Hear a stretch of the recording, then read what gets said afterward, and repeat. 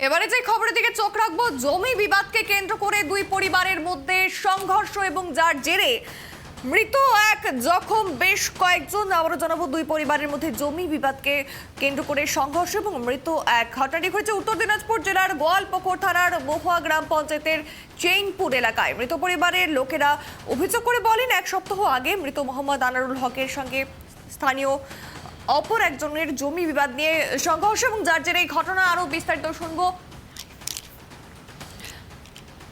বিস্তারিত শুনবো সরাসরি আমাদের সঙ্গে যুক্ত হয়েছে প্রতিনিধি বিক্রম। ঠিক কি ছবি, ইতিমধ্যে কি ঘটনা ঘটেছিল?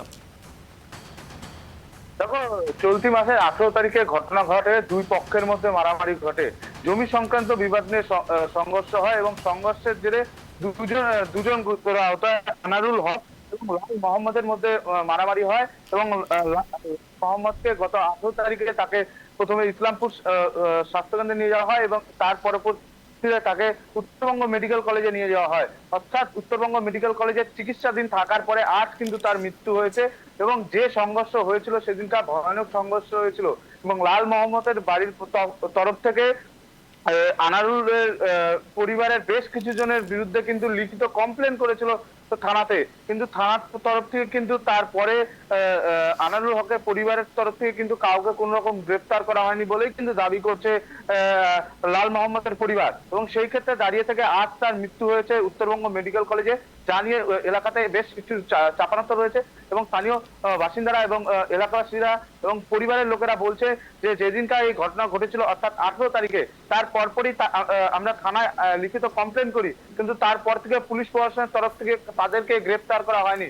অর্থাৎ আনারুলের যে পরিবার রয়েছে, আনারুলের পরিবারে বেশ কিছু জনের বিরুদ্ধে লিখিত কমপ্লেন করেছিল, কিন্তু এখনো পর্যন্ত তাদের গ্রেফতার করেনি। তবে অবশেষে আজ মৃত্যুর পরে কিন্তু তারা বলছে আবারও লিখিত কমপ্লেন করবে এবং সেই ক্ষেত্রে দাঁড়িয়ে থেকে এখনো পর্যন্ত কিন্তু লিখিত কমপ্লেন তারা করতে গিয়েছে। কিন্তু জমি সংক্রান্ত বিবাদ নিয়ে যে সংঘর্ষ হয়েছিল গত 18 তারিখে, সেই সংঘর্ষের জেরেই কিন্তু মৃত্যু হয়েছে বলে কিন্তু স্পষ্টভাবে বলে দিচ্ছে পরিবারের লোকেরা। এবং তার পরপরই যেরকম উত্তরবঙ্গ মেডিকেল কলেজে তার আজকে মৃত্যু হয়েছে।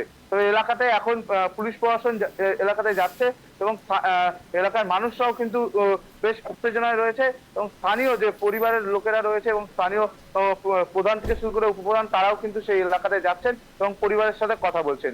অভিনন্দন। তবে অভিযুক্তর বিরুদ্ধে ঠিক কি পদক্ষেপ নেওয়া হয়েছে ইতিমধ্যে? তবে এখনো পর্যন্ত পুলিশ তরফের থেকে কোনো কিছু জানানো হয়নি। তবে পুলিশ প্রশাসনের সাথে আমরা যোগাযোগ করেছিলাম, তার খোঁজ চলছে, তিনি এলাকা থেকে গা ঢাকা দিয়েছে। তবে অতি শীঘ্রই তাদেরকে গ্রেফতার করা হবে কিন্তু পুলিশের তরফ থেকে জানানো হচ্ছে। অভিনন্দন। প্রশাসনের কি ভূমিকা এই মুহূর্তে? তবে প্রশাসনের ভূমিকা স্পষ্ট। 18 তারিখে এই ঘটনা ঘটে, সংঘর্ষ ঘটনা এবং জমি সংঘর্ষ যে ঘটনা ঘটে তার পরপরই লিখিত কমপ্লেন করা হয়। লাল মোহাম্মদের পরিবারের তরফ থেকে লিখিত কমপ্লেন করা হয়। তবে কমপ্লেনের দেওয়ার পরেও কিন্তু যে এত গুরুতর আহত হয়েছিল লাল মোহাম্মদ, ইসলামপুর এবং ইসলামপুর থেকে উত্তরবঙ্গ মেডিকেল কলেজে নিয়ে যাওয়া হয়েছিল, তার পরবর্তীতেও কোনো গ্রেপ্তার হয়নি। সেখানেই দেখা যাচ্ছে পুলিশের ভূমিকা নিয়ে প্রশ্ন কিন্তু উঠছে।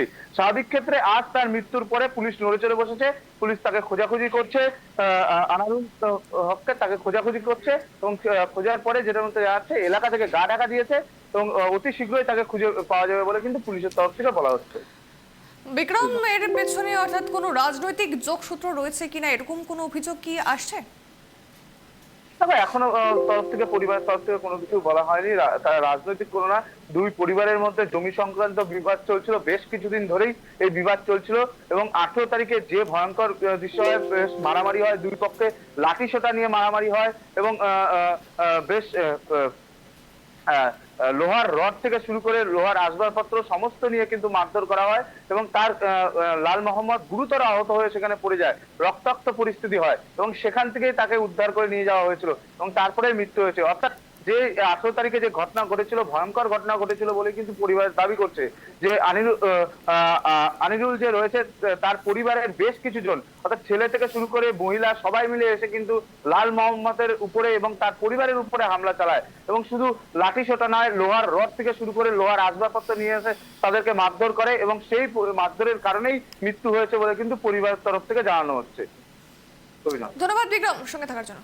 ঠিক যে খবরের দিকে আমরা নজর রাখছি, যে বিগত দিনে যে ঝামেলা বিবাদ হয়েছিল তার জেরেই কিন্তু আহত হয়েছিলেন গুরুতরভাবে সেই মৃত ব্যক্তি এবং তারপরেই কিন্তু ঠিক আজ তার মৃত্যু